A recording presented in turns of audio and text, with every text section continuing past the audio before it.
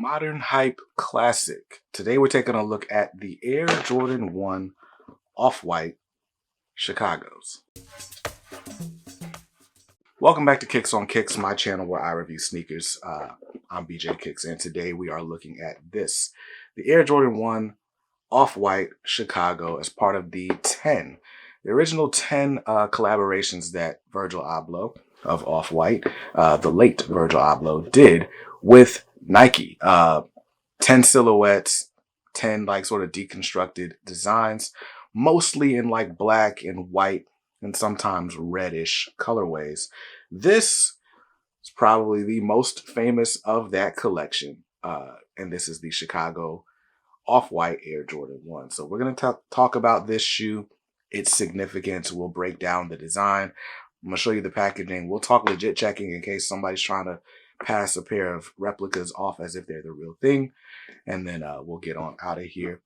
After, of course, I do an on foot. Now, usually I like to start these from the bottom up and look at the outsole of the shoe, but I want to take a quick look at the packaging because this packaging is pretty different.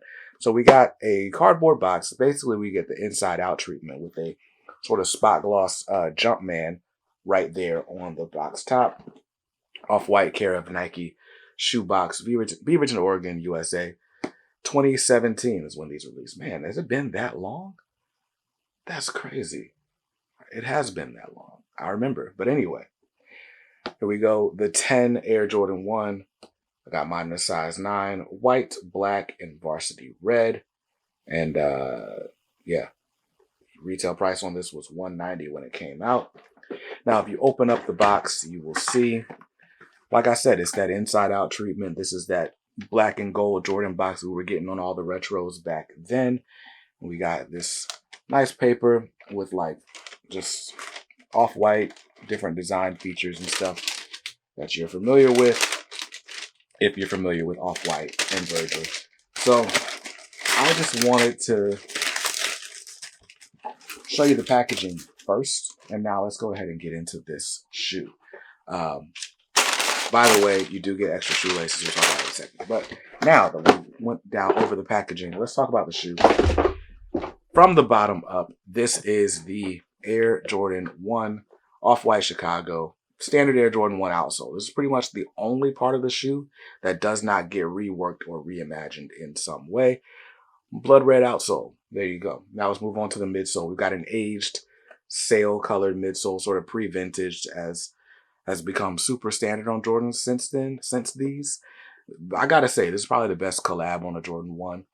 I like the unions, but I have to admit that the unions would not exist the way they do without the influence of these. It's probably one of the most influential sneaker collabs of all time. But anyway, aged sail midsole with that trademark Off-White quotation marks Air on the bottom there towards your heel area. Very nice. This actually looks kind of screened on, like it's going to stay there. So that's nice. Now let's move on to the uppers, where we got a lot to break down. So I will start. Where will I start? Let's start with the toe box. So on your toe box on this shoe, it's like the whole idea for this shoe is like a celebration of the design process and deconstructing and then reconstructing things. So this shoe looks very familiar, but it is very, very different. It's kind of an homage to the whole cut and sew nature of fashion and mock-ups and stuff like that. So I get a lot of things just kind of haphazardly mocked up. Looks like it's holding on by a thread. So let's see. First thing we'll look at is this swoosh, this oversized Nike swoosh that does not go all the way around the shoe, but it's there kind of held on by this stitch here and this stitch here in blue. So that's very cool. On your toe box, you got this like muslin type material, very soft. Like what else? I mean, there's no leather on this. This is like a cotton. Looks fragile. A lot of people reported that it snagged on them, like when they first got these shoes 5-6 years ago. But hey, it is what it is. That same sort of cotton material is here on the mid panel as well, and you get that. You actually don't get that cotton on the medial side. So we'll talk about the medial side in a second. Another thing you'll see is this suede overlay, kind of giving us that familiar back tab that we know, but Got a suede overlay right here in like a almost brown, tan sort of suede. We got this little trademark orange, safety orange tag there. If we look under, no, well, let's look at this wing. So we got this wing. Typically, this is sewn down like on a regular Jordan 1, but here it's a detached wing. Underneath, we got 85, which is the year the Jordan 1 originally came out. And then here we got this, instead of a leather, we got this black nylon there, and it's sort of cut off to expose foam at the top of your ankle collar. Yeah, very nice Wings logo there. But I love these flaps. I think that's probably my favorite way to see this shoe is with these flaps just kind of hanging. I must say that mine came out of the box bent like this, but another story for another day. Now, as we come around the back, like I said, this looks like a Chicago, but there are so many different elements to break down. Right here, we got this sort of hard TPU counter. Typically, you feel this on a Jordan 1 under your leather, but this time it's right here. It's made its way to the exterior of the shoe, and there is no leather to cover it up. So that's pretty cool. Moving on with overlays, we got that sort of sample suede texture there, but then we've also got this straight up soft leather or synthetic leather mid panel like we would typically get on a Jordan 1. So right here, get your sort of famous off-white care of Nike or off-white for Nike Air Jordan 1. Beaverton, Oregon, copyright 1985. One thing you may not have noticed is there's actually like this sort of pilot holes for the stitching. You see it up here on this ankle area as well, where it looks like there's supposed to be stitch holes, but there's no actual stitching going through. You get the same thing on this part where there would be a Nike swoosh on the medial side. And you get it on the lateral side as well, but you can only see it on the suede part. You don't really see it down here. So that's interesting as well.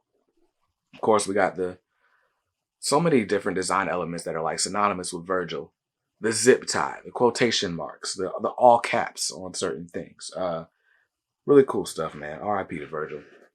Looking at the tongue, more of that deconstruction. We've got an exposed foam all around the outer of the tongue. And the tongue tag is not in the center like it would normally be, but you got it here on the side. Got that nice Nike Air with nothing on the back. No quality products, no, sizing information, factory information, none of that. There. Looking at your shoelaces, these do come pre-laced to the top with these black shoelaces that say Shoelaces on them. Speaking of shoelaces, did also come with 3 extra pair in the box. So we got a white pair, we've got like a safety green pair, and then we got like a safety orange lace. For me, I think the black is the way to go. If I really wanted a nice pop of contrast, I might go with orange, but it's either black or white. And for me, it's just going to stay black. So that's pretty much the shoe. We talked about pretty much every design element on it. Now, let's talk legit checking. First of all, this shoe came out like 7 years ago, 6, 7 years ago. So chances are somebody's trying to sell it to you and it looks brand new like this because it's fake. So let's get that out of the way. But things to look for. These sort of pilot holes that you'll see right here on the ankle collar, they look a lot deeper on the retail shoe. On these reps, like it's there, you can see it from up close, but far away, you can't really see it like that. But on the retail shoe, like these perforations are just a lot deeper. You can't even really see them like that in the light, which is something you wouldn't have a problem with on the retail shoe. So that's one thing to look out for. What else can you look out for? Oh, on the tongue of this shoe, you see this one, because it's new, it's got almost like a bluish tint to the foam. You can kind of see it a little bit better through the backside as the light comes through. But it's got like a bluish tint. These, although it may have come with a bluish tint, like brand new, these should look a little bit more yellow. I think they were always a little bit more yellow than blue, when they first came out. But now especially, that foam should have been aged. So any new pair should not look this new. Those are real big things to look out for. The other thing you can look out for is just the spacing between this double stitch going around the toe box. This is just a little bit too far apart. This black stitching from the black stitching on the other top part. So that's one thing to look out for. It looks like they got it right here on like the little vamp, but on here it's just too far. Another thing to look out for. That's pretty much it. Those pilot holes are probably the dead giveaway. It's like the one thing that you can clearly see. The aged effect, that's going to vary depending on how much a shoe's been left outside or in the sun, stuff like that. So don't necessarily go off of that. Other than that, one more thing to look out for, the cut, the placement on the cut on this white panel and as well as that suede panel. See how this comes like down almost to a point, like almost up at a right angle is how this comes, where it should follow the curve of this stitching a little bit better. So like this should kind of tail off right there. We're looking at like a millimeters difference, but it does make a difference. And it's the same issue with the leather right here. It kind of comes up almost like a shelf or something. And it's worse on this shoe than it is on this shoe. Another thing to look out for is that this sort of mid panel right here should be a little bit further up. It's almost like they, I don't know, cut the shoe short or something. So that's something to look out for as well. They're nitpicky things, but again, on like I think this shoe is going for like $6,000 right now. So on a $6,000 shoe, you gotta be nitpicky or you end up getting got. Another thing I've noticed on these zip ties, while they should not be like a straight up varsity red, this is a little bit more pink than the zip ties actually are. It should be a little bit more saturated. But other than that, man, that's the shoe. And you really can't tell on these days. Like I was looking at them with a black light. Let's do the black light test real quick.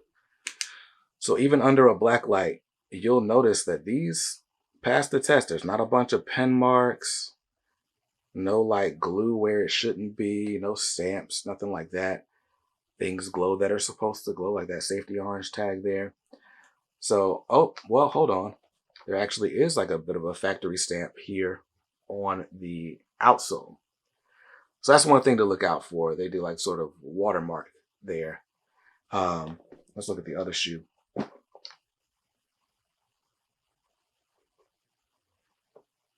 Yeah, it's pretty clean. Let's see if they put a stamp on this one too. Nope, no stamp on this one.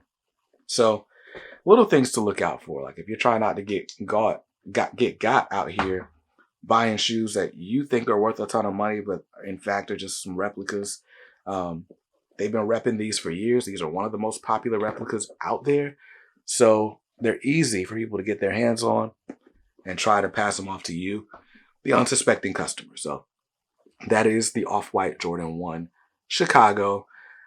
I think I like these more than the UNC. These are definitely more wearable than the UNC, in my opinion.